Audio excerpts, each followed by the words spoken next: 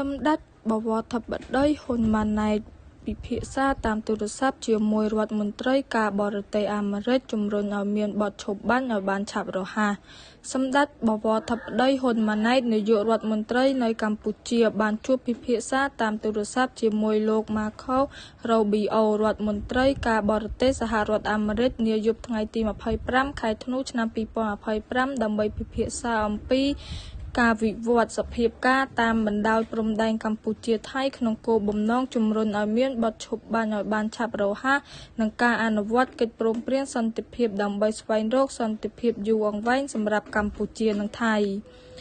លោករដ្ឋមន្ត្រីរ៉ូប៊ីអូបានគូសបញ្ជាក់ជំហរយ៉ាងច្បាស់ថាសហរដ្ឋអាមេរិកចង់ឃើញសន្តិភាពស្ថិតស្ថេររវាងកម្ពុជានិងថៃ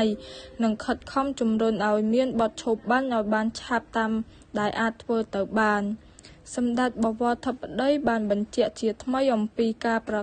កាន់ខ្ជាប់យ៉ាងម៉ឺងម៉ាត់របស់កម្ពុជាក្នុងការបន្តអនុវត្តតាមស្មារតីសេចក្តីថ្លែងការណ៍រួមទីក្រុងកូឡាឡាំពួរនិងសង្ឃឹមថាភាគីទាំងពីរនឹងបន្តធ្វើការជាមួយគ្នាស្របតាមកិច្ចព្រមព្រៀងដែលមាន